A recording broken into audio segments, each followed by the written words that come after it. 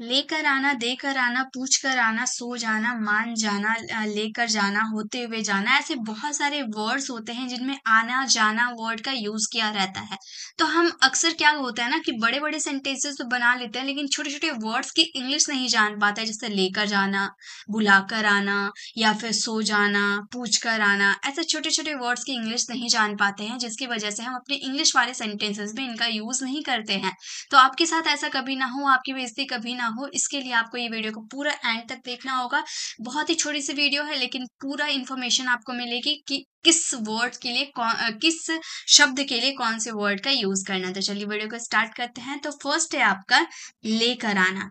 लेकर आना को हम इंग्लिश में कहते हैं फैच। यहाँ पे इंग्लिश में भी लिखा हुआ है लेकर आना यानी कि फैच। जैसे कि पिज्जा लेकर आना, या फिर मेरे लिए एक चॉकलेट लेकर आना, तो लेकर आना यानी कि फैच।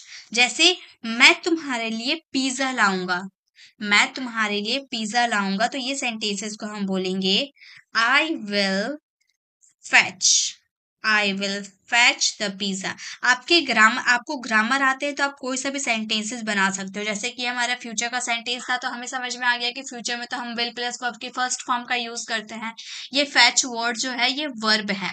फैच आपका फर्स्ट फॉर्म है। इसका सेकेंड फॉर्म अगर आप देखने जाओ तो ईडी विद वर्ब होते हैं फैच्ड, और इसके थर्ड फॉर्म भी आपके होते हैं फैस्ट। तो हमारा सेंटेंस, हमारा वर्ब हो जाएगा फैच, फेस्ट, फेस्ट। इसके फोर्थ फॉर्म हो जाएंगे फैचिंग, एंड फिफ्थ फॉर्म हो जाएंगे आपके फैचेस। ओके, तो हमने यहाँ पर वर्ब के फर्स्ट फॉर्म का यूज किया क्योंकि विल प्लस वर्ब के फर्स्ट फॉर्म का ही यूज होता है। तो I will fetch the pizza, मैं तुम्हारे लिए पिज्जा लेकर आऊंगा। नहीं, I will fetch the pizza for you, for you, तुम्हारे लिए। I will fetch the pizza for you यानी कि मैं तुम्हारे लिए पिज्जा लेकर आऊं। ओके, नेक्स्ट है एक बर्गर लेकर आना। ये सेंटेंसेस आपको बनाने और इसका आंसर कमेंट में देने हैं। नेक्स्ट देखिए, नेक्स्ट है हमारा देकर आना। मतलब मैं एक मोबाइल देकर आऊंगा, या फिर मैं अपना कार उसे देकर आऊंगा, यानी कि देकर आना यानी कि हैंड ओवर, उसे हैंड ओवर कर देना। कोई वस्तु है आपके पास, दूसरे को दे देना यानी कि उसे हैंड ओवर कर देना। ओके, जैसे मैं मोबाइल दे दूंगा, मैं मोबाइल दे दूंगा यानी कि उसे हैंड ओवर कर दूंगा। तो मैं बोलूंगी I will hand over, I will hand over the mobile, the mobile. I will hand over the mobile यानी कि मैं मोबाइल दे दूंगा। तुम अपने किताब दे देना, ये सेंटेंस आप फ्रेम करना। और ये जो हैंड ओवर है ना, ये भी आपका वर्ब है। हैंड ओवर आपका फर्स्ट फॉर्म है, इसका सेकेंड फॉर्म हो जाएगा हैंडेड ओवर, ये भी ईडी विद वर्ब है। और थर्ड फॉर्म भी हो जाएंगे आपके हैंडेड ओवर, और फोर्थ फॉर्म हैंडिंग ओवर, और fifth form hands over. Okay, तो इस तरह से हमने यहाँ पर फ्यूचर का यूज किया विल प्लस वर्ब के फर्स्ट फॉर्म का। I will hand over the mobile, मैं मोबाइल दे दूंगा। ठीक है, तुम अपना किताब दे देना, ये सेंटेंस आप फ्रेम करना, इसका आंसर कमेंट में देना। नेक्स्ट है आपका पूछ कर आना। जैसे हम बोलते हैं ना कि ऐसे मत आना, उसे पूछ के आना, तो पूछ कर आना यानी कि आस्क अराउंड। अब पूछ कर आना बहुत सारे स्टूडेंट सिर्फ आस्क का यूज करते हैं, है ना, और आने के लिए कम, आस्क कम। ऐसा कुछ नहीं होता है, पूछ कर आने के लिए आस्क अराउंड का यूज करते हैं। जैसे मैं मैडम से पूछ कर आऊंगा, मैं मैडम से पूछ कर आऊंगा, तो हम बोलेंगे I will ask around, I will ask around ma'am, I will ask around ma'am. मैं मैडम से पूछ कर आऊंगा, I will ask around ma'am. ये जो आस्क है ये आपका वर्ब है आस्क, इसका सेकंड फॉर्म हो जाएगा आस्क्ड, और थर्ड फॉर्म भी हो जाएंगे आपके ask, fourth form asking, fifth form ask. ठीक है, मैं मैडम से पूछ कर आऊंगा, I will ask around ma'am. वो अपनी मम्मी से पूछ कर आएगी, ये सेंटेंसेस आपको फ्रेम करना है, इसका आंसर कमेंट में देना है। तो जब भी आपको बोलना हो पूछ कर आना यानी कि आस्क अराउंड का आप यूज करोगे। नेक्स्ट है आपका सो जाना। सो जाना means fall asleep, fall asleep यानी कि सो जाना। अब सो जाना के लिए सिर्फ स्लीप का यूज सब करते हैं लेकिन वो गलत हो जाएंगे। सो जाना यानी कि फॉल अस्लीप। ठीक है, मैं यहाँ सो जाऊंगा, मैं यहाँ सो जाऊंगा, तो मैं बोलूंगी I will fall asleep here. I will fall asleep here. मैं यहाँ सो जाऊंगा. I will fall asleep here. ये फॉल है, ये भी आपका वर्ब है. इसका सेकेंड फॉर्म देखिए चेंज हो जाता है. फर्स्ट फॉर्म आपका फॉल, सेकेंड फॉर्म फेल हो जाता है, थर्ड फॉर्म फॉल इन हो जाता है. ठीक है, फॉल, फेल, फॉल इन. ठीक है, तो मैं यहाँ सो जाऊंगा. I will fall asleep here. वह वहां सो गया. ये सेंटेंसेस आप फ्रेम करना है. इसका आंसर कमेंट में देना. गया यानी कि पास्ट का यूज करेंगे, सेकेंड फॉर्म का यूज करेंगे. ठीक है, चलिए आगे देखते हैं. इसके जो पीडीएफ है वो फ्री ऑफ कॉस्ट आपको टेलीग्राम चैनल पर मिल जाएगी, जहाँ पे इसके सेंटेंसेस लिखे हुए हैं. लेकिन फर्स्ट आपको क्या करना है, खुद से सेंटेंसेस बनाने और इसका आंसर कमेंट में देने, जिससे आपको पता चल पाएगी कि आप सारे वर्ड्स को इजीली समझ चुके हो और आपकी ग्रामर भी स्ट्रांग है. इस वजह से आप सेंटेंसेस आसानी से बना सकते हो. ठीक है, नेक्स्ट है मान जाना. मान जाना यानी कि अग्रीड. मान जाना यानी कि अग्रीड. मेरी मम्मी मान गई. मेरी मम्मी मान गई तो हम बोलेंगे माई मदर. एक मिनट, मेरी मम्मी मान गई तो हम बोलेंगे माई मदर अग्री. ये सेकेंड फॉर्म है. ठीक है, अग्री हमारा फर्स्ट फॉर्म होता है, ये सेकेंड फॉर्म है, थर्ड फॉर्म भी सेम होते हैं. मेरी मम्मी मान गई, माई मदर अग्रीड. वह मान गए, ये सेंटेंस आप फ्रेम करना, इसका आंसर कमेंट में देना. नेक्स्ट सेंटेंस देखिए. नेक्स्ट है आपका बुलाकर लाना. मतलब हम बोलते हैं, ये टीचर क्या बोलते हैं कि अपने पेरेंट्स को बुला कर आना.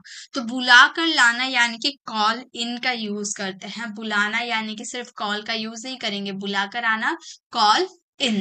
ओके, जैसे क्या तुम डॉक्टर को बुला सकते हो. क्या तुम डॉक्टर को बुला सकते हो तो हम बोलेंगे can you call in the doctor. Can you call in the doctor. क्या तुम डॉक्टर को बुला सकते हो, can you call in the doctor. वैसे ही आपका कॉल आपका फर्स्ट फॉर्म है, इसका सेकेंड फॉर्म आपका कॉल्ड, थर्ड फॉर्म आपका कॉल्ड, फोर्थ फॉर्म आपकी कॉलिंग हो जाएगी एंड फिफ्थ फॉर्म आपका कॉल्स हो जाएगा. ओके, क्या तुम डॉक्टर को बुला सकते हो, can you call in the doctor. क्या तुम मेरी मम्मी को बुला सकते हो. ये सेंटेंसेस आप फ्रेम करना, इसका आंसर कमेंट में देना. नेक्स्ट देखिए. नेक्स्ट है आपका लेकर जाना. मतलब कोई चीज लेकर जाना यानी कि टेक. जैसे मैं तुम्हें हॉस्पिटल लेके जाऊंगा या फिर मैं तुम्हें स्कूल लेकर जाऊंगा, यानी किसी को ले जाना, टेक. ओके, जैसे मैं तुम्हें पार्क ले जाऊंगा तो हम बोलेंगे I will take. I will take you to the park. I will take you to the park. मैं तुम्हें पार्क ले जाऊंगा. I will take you to the park. ये टेक आपका फर्स्ट फॉर्म है, इसका सेकेंड फॉर्म हो जाता है टुक, थर्ड फॉर्म आपका हो जाता है टेकन, फोर्थ फॉर्म आपका हो जाता है टेकिंग एंड फिफ्थ फॉर्म हो जाते हैं आपके टेक्स. ठीक है, वर्ब्स फॉर्म आपको पता होने चाहिए. पापा मुझे स्कूल ले जाएंगे, ये सेंटेंसेस आप फ्रेम करना है, इसका आंसर कमेंट में देना. नेक्स्ट देखिए. नेक्स्ट है आपका होते हुए जाना. मतलब कहीं होते हुए जाना तो हम बोलेंगे वाया. वाया का यूज करेंगे. कहीं से कहीं होते हुए जाना, क्रॉस करके जाना. जैसे कि ट्रेन में आप बैठते हो तो जरूरी थोड़ी है कि आप जहां पे जिस प्लेटफॉर्म पे आप चढ़े हो नेक्स्ट आपका स्टॉपेज हो.